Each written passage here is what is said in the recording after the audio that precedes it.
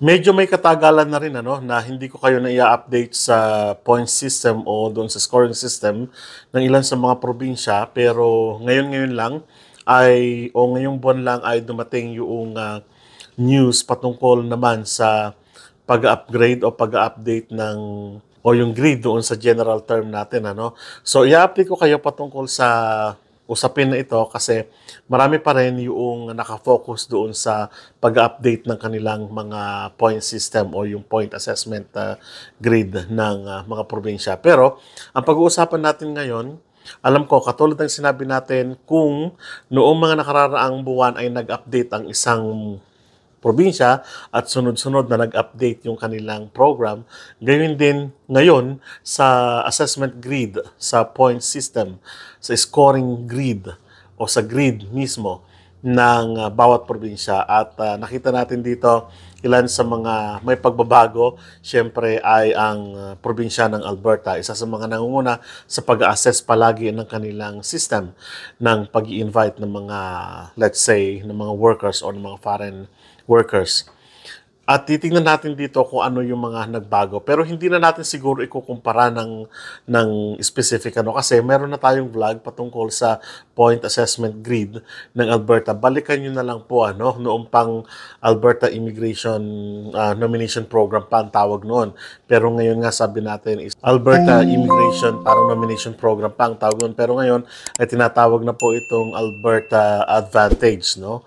So tingnan natin yung mga details dito at sabi ko nga, we don't have to compare doon sa mga nakaraang grid. Ang mahalaga po ngayon ay malaman ninyo yung point assessment grid ng Alberta kung kayo po ay gusto na mapunta sa, syempre, saan pa ba? Sa Alberta mismo, no? Kaya sabi po ng Immigration News Canada na isinulat po ni Santander na new Alberta Permanent Residency Scoring System to open on September 30th. Sabi po doon, the new Alberta Permanent Residency Scoring System will open on September 30, 2024 for individuals aiming to receive an invitation to apply for Alberta's worker immigration streams. Alberta Advantage Immigration Programs, or AAIP, new system aims to streamline the selection process, aligning candidates' profile with Alberta's labor market needs.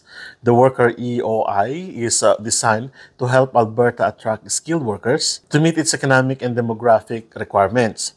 The program will allow candidates to declare their qualifications, skills, and work experience, which will then be scored and ranked. Importantly, there is no fee to submit a worker EOI, making this an accessible step for eligible candidates. Ang i-highlight po natin doon ay September 30th ay magbabago na yung point assessment grid ng Alberta sa pagkuha nila ng mga foreign nationals. At malaki talaga yung mga nagtatanong patungkol sa age, education, and of course doon sa economic factor ng invitation o expression of interest ninyo dito sa Alberta. Malaki yung pagbabago na nireshuffle nila. Hindi naman siya nireshuffle, kundi kumbaga pinag-aralan nilang mabuti kung saan sila magfo-focus at tignan po natin yon mamaya. The key highlights of the new AAIP Worker EOI system. Sabi po dito, no fee. So wala pong bayad ang pagsasubmit. There's no charge to submit a worker of EOI or expression of interest, making accessible for eligible candidates. Eligible po, ano? Scoring and ranking candidates' profile will be assessed based on several human capital and economic factors such as education, language, proficiency, work experience, age, family connections in Alberta. Sabi po doon, ongoing draws. The AIP will regularly conduct draws from the worker stream pool, selecting candidates based on the UOI scores, Alberta's labor market needs, and available of nominations. And last po, sabi dito, invitation to apply. Selected candidates will receive an invitation to apply for the relevant worker streams via email. So karamihan naman, sa expression of interest talagang walang bayad. Pero ang pinagtuunan nila ng pansin dito is the human capital factor. So ibig sabihin, pag sinabi natin human capital factor, napakaraming mga subcategories ito. At titignan natin mamaya yung mga subcategories ito para makita ninyo kung saan kayo magfo-focus. Well, mag-focus sa lahat. Yun po ang ibig sabihin ng Alberta sa kasalukuyan. So tignan po natin yung iba pang details dito, no? Okay, ito na po yung Worker Expression of Interest or EOI Points Grid ng Alberta Advantage Immigration Program. Ang sabi po dito, dapat maka-maximum po tayo ng 100 points. Okay, let's focus on the human capital factors. Sabi po dito, sa human capital factors points, dapat po meron tayong 69 points. Okay, isa-isahin po natin yung mga subcategories ito. Sa education po, dapat ang total points ninyo maximum ay 22 points. So, ang highest level of education completed, meron po tayong doctorate na 12 points, master's degree na 10 points, bachelor's na 7 points, trades, certificate or diploma 7 na points, diploma certificate 4 points, secondary school and lower 0 points. So, yung mga nagtatanong, kailangan ba kahit na secondary or high school level yung natapos? So, wala pong points yun. So, dapat meron po kayong trade and certificate po para po at least magkaroon kayo ng 4 points. Sa location of highest level of education completed in Canada, meron pong 10 points. Completed in Alberta, 10 points. Completed in another province or territory, not Alberta, ang sabi po doon ay 6 points. Ginagawa po nila ito to attract people to go or to come in Canada. So, kung makikita nyo po doon, kapag yung highest level nyo completed in Canada, napakalaki ng points, no? Pero pag hindi naman almost or more than 50 points or 50% lang po noong 100% points na 10 points. Kung makita nyo, 6 points lang po dyan, ano? Another one is language. So, total points po dito is 13 points. So, sa general language proficiency, dapat po ang maximum points po ninyo ay 10. Pero ang note po dito, minimum requirement, you must have a proficiency of at least Canadian Language Benchmark or CLB 4 for English and Nouveau de Compétence Linguistique Canadienne or NCLC 4 for French across all 4 languages testing competencies to submit express of interest. So 10 points po yung maximum points. Pero dapat po na at least nasa CLB 4. Tignan nyo nun po sa IELTS kung ano ang katumbas ng Canadian Language Benchmark, no? Okay, sa bilingual language proficiency, ang maximum points po ninyo, dito ano pwedeng makuha is 3. So, bilingual language proficiency points are awarded if you have CLB or NCLC score of 4 or higher in both English and French. Sa work experience naman po, dapat meron kayong maximum points na 21. So total work experience includes all experience accumulated in Canada and abroad, dapat po 11 points. So 12 or more than 11 points, 6, 11, 7 points, less than 6 months, 3 points. So, kahit na may 6 months po, meron po rin po kayong 3 points sa total work experience niyo. So, pero, kung titignan nyo po na naman po dito, work experience in Canada, kung papansinin nyo naman po, 6 months or more work experience in Alberta, meron po kayong 10 points. Pero kapag 6 months or more experience in another province or territory, not Alberta, meron po kayong 6 points. Okay, isa po ito sa malaking pagbabago na binago talaga nila, yung age. Ang maximum po dito ay 5. Dati po, kung matatandaan niyo 12 points po dati ito. Pero ngayon, ang maximum point na lang ay 5 points. So, bakit kaya? So, tignan natin dito, no? So, 18 to 20 years old, kung nag-apply kayo dito, meron po kayong 3 points. Kung 21 to 34 years of age, meron po kayong 5 points. Kung 35 to 49, meron po kayong 4 points. 50 years old and older, 3 points. So, ibig sabihin, nasa 21 to 34 yung pinakamataas na 5 points. Pero dati-rati po, sabi natin 12 ito, no? So, ibig sabihin, ito kasi yung lakas paggawa na kinakailangan at makapagpuproduce sila ng tao. Siyempre, makapagpaparami sila sa lakas paggawa. Sabi na natin, sila yung kalakasan pa lang na gumawa, no?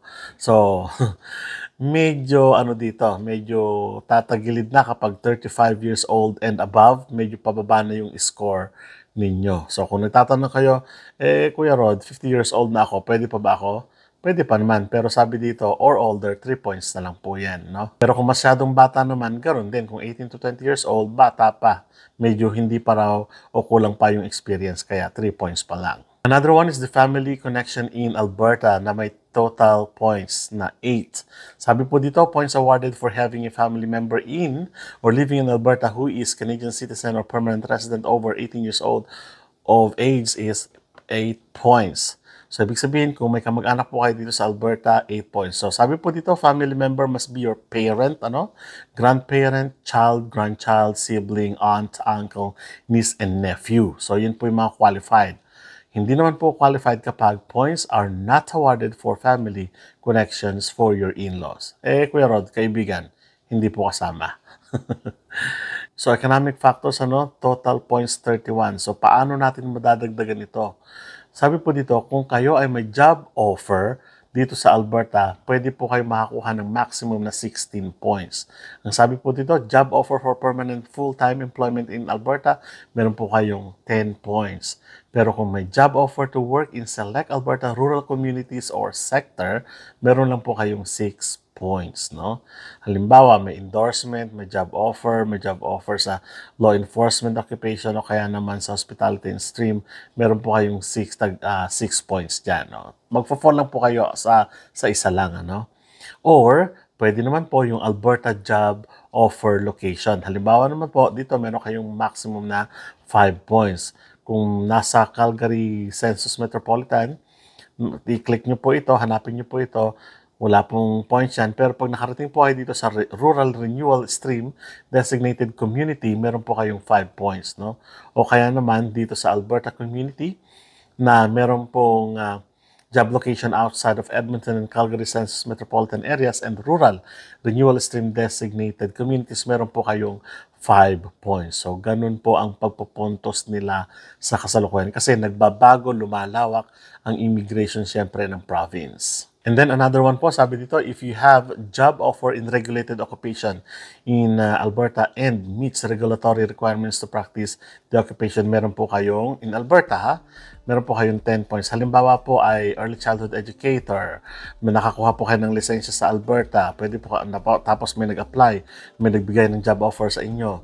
Ayan po, meron po kayong 10 points dyan. So, ganun po ang ibig sabihin yan, Pero kung wala, medyo babalik po tayo doon sa taas na merong job offer for permanent full-time employment of Canada na 10 points pa rin naman po yun. So kung nakita po ninyo, medyo binawasan nila yung score doon sa age pero dinagdagan naman po, i-flinorate nila ito, ikinalat nila ito sa iba't ibang factor katulad po ng human capital, Sa human capital, education, and so many factor na binalanse nila, including the job offer na meron sa Alberta kung nakareceive po kayo.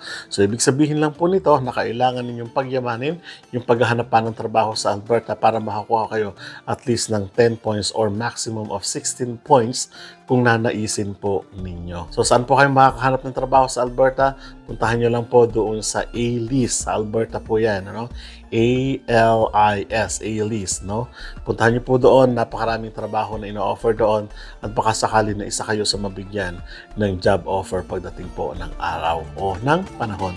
So, maraming salamat at kita-kita po tayo sa mga susunod na vlog. Hanggang sa muli po, paalam.